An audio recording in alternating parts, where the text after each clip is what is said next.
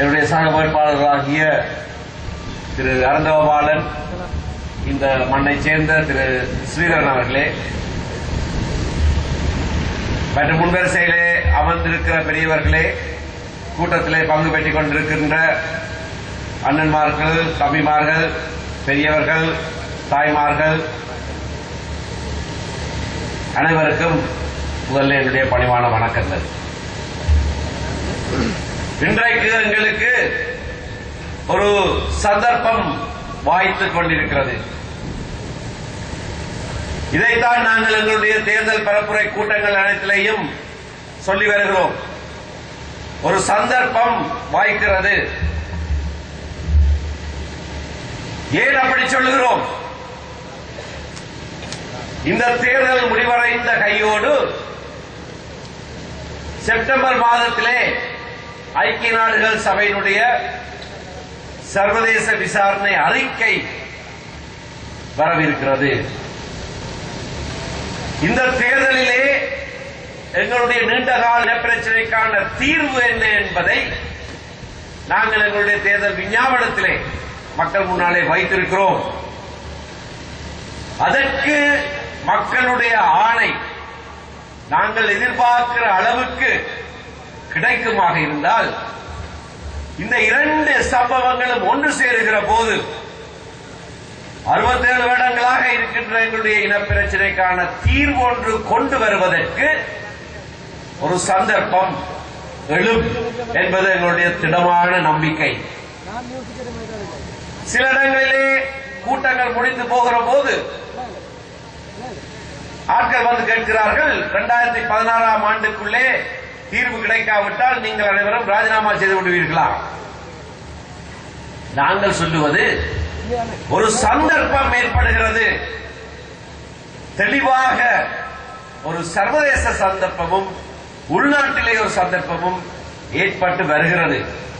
அந்த சந்தர்ப்பத்தை நாங்கள் உபயோகிப்பதாக இருந்தால் நிச்சயமாக இன்றைக்கு தமிழ் மக்கள் வடக்கிலேயும் கிழக்கிலேயும் எந்தவித சந்தேகத்துக்கு விடமின்றி, எந்தவித சலனமுமின்றி ஒரு குறித்த அரசியல் இலக்கை அடைவதற்கான தங்களுடைய ஜனநாயக தீர்ப்பை கொடுத்தார்கள் என்பதை நாங்கள் காட்ட வேண்டிய அவசர அத்தியாவசிய தேவை இருக்கிறது. அப்படியாக நாங்கள் காட்ட முடியுமாக இருந்தால் இது எங்களிடத்தில் ஏற்பட்டிருக்கிற மிக முக்கியமான ஒரு சந்தர்ப்பம். பல சந்தர்ப்பங்களை நாங்கள் இழந்திருக்கிறோம் என்பது நாங்கள் அனைவரும் ஏற்றுக்கொள்ள வேண்டிய ஒரு உண்மை. அதற்கு யார் பொறுப்பு, யாருனாலே அது நடந்தது, என்ன செய்திருக்கலாம் என்றெல்லாம் இனி பின்னோக்கி பார்த்து குற்றம் கண்டுபிடிப்பது முட்டாள்தனம். ஆனால் அதே போல வருகிற சந்தர்ப்பங்களை உபயோகிக்காமல் விடுவது எங்களுடைய மக்களுக்கு நாங்கள் செய்கிற துரோகமாக கூட இருக்கும். ஏனென்றால் இவ்வளவு கால போராட்டத்துக்கு பிறகு, விசேடமாக இவ்வளவு பெரிய அழிவுக்கு பிறகு ஒரு சந்தர்ப்பம் வந்தால் அதனை நாங்கள் இறுக பற்றிக் கொள்ள வேண்டும். எங்களுடைய அடிப்படை கொள்கையிலே எந்தவித வித்தியாசமும் இல்லாமல், எந்தவித விட்டுக் கொடுப்பும் இல்லாமல், நாங்கள் சமஷ்டி தீர்வுதான் எங்களுக்கு உகந்த தீர்வு என்பதை தெளிவாக சொல்லி அதை அடைய முடியுமாக இருந்தால் நாங்கள் அதனை அடைய வேண்டும், அதனை எடுத்துக்கொள்ள வேண்டும். ஏனென்றால் அப்படியான சந்தர்ப்பங்களை நாங்கள் தட்டி கழிப்போமாக இருந்தால், அதை நாங்கள் எடுத்துக்கொள்ளாமல் விடுவோமாக இருந்தால், இன்னும் ஒரு தடவை எங்களுடைய மக்களை அழிவுக்குள்ளாக நாங்கள் வழிநடத்த முடியாது. அழிந்தது போதும். அந்த அழிவினாலே ஏற்படுகிற நன்மையும் உண்டு. அழிவு ஏற்பட்டபடினால் தான் நன்மை என்பது அல்ல. ஆனால் இத்தனை தியாகங்களுக்கும் ஒரு பலன் கிடைக்க வேண்டும். இத்தனை தியாகங்களும் வீணாக போகக்கூடாது. ஆகையினால் தான் நாங்கள் சொல்லுகிறோம், நாங்கள் இழந்தது அதிகம், அதை நாங்கள் அளவிட முடியாது. உயிர் தியாகம் என்பது நாங்கள் ஒருபோதும் அளவிட முடியாது. 1 2 3 நாங்கள் கொடுத்தோம், லட்சக்கணக்கிலே கொடுத்திருக்கிறோம். ஆகையினாலே அந்த தியாகங்கள் வீண் போகாமல் இருப்பதற்கு வருகிற சந்தர்ப்பங்களை நாங்கள் உபயோகிக்க வேண்டும். இன்றைக்கு தமிழ் தேசிய கூட்டமைப்பு தமிழ் மக்களுடைய அரசியல் தலைவிதியை நிர்ணயிக்கக்கூடிய விதத்திலே ஒரு இடத்துக்கு எங்களை கொண்டு வந்து நிறுத்தி இருக்கிறது. எவரும் இதை மறக்க முடியாது. அண்ணன் மாவை அவர்கள் தெளிவாக பல விவரங்களை சொன்னார்கள். கட்சியாக நாங்கள் இன்ன விதமாக இதை இந்த நிலைக்கு கொண்டு வந்திருக்கிறோம் என்பதை விவரித்து சொன்னார். நான் மீண்டும் அதை சொல்ல வேண்டிய அவசியம் கிடையாது. ஆனால் இவ்வளவு தூரம் கொண்டு வந்துவிட்டு கைகூடக்கூடிய ஒரு சந்தர்ப்பம் ஏற்படுகிற போது நாங்கள் அதனை சரியாக எங்களுடைய மக்களை நாங்கள் வழிநடத்தி எங்களுடைய மக்கள் எங்களுக்கு ஆதாரமாக அந்த ஆணையை கொடுத்தால் நாங்கள் அடுத்த நிகழ்வுக்கு அடுத்த படியை எடுக்கக்கூடியதாக இருக்கும். எங்களுடைய அரசியல் தீர்வு திட்ட தெளிவாக முன்வைக்கப்பட்டிருக்கிறது. நான் ஏற்கனவே சொன்னபடி அது நாங்கள் இந்த நாட்டிலே ஒரு மக்கள், சர்வதேச சட்டத்திலே மக்கள் என்ற சொல்லு உபயோகிக்கப்பட்டிருக்கிறது. நாங்கள் ஒரு தனி தேசம். இந்த மக்களுக்கு தனியான மக்கள் என்ற அடிப்படையிலே சுயநிர்ணய உரிமை உண்டு. அந்த சுயநிர்ணய உரிமையை நாங்கள் உபயோகிக்கக்கூடியவர்கள். நாங்கள் அதனை எங்களுடைய அரசியல் வாழ்க்கையிலே நாங்கள் பயன்படுத்தக்கூடியவர்கள். அதற்கான தத்துவத்தை உடையவர்கள்.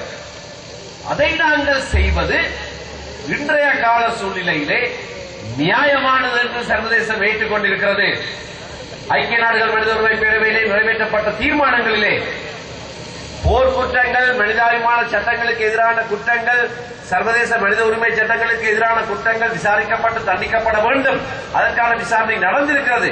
ஆனால் அத்தோடு சேர்ந்து இந்த நீண்ட கால அரசியல் பிரச்சனைக்கான தீர்வும் பெற வேண்டும் என்று சர்வதேச சமூகம் 3 ஆண்டுகள் திரும்ப திரும்ப தீர்மானங்கள் நிறைவேற்றி இருக்கின்றன.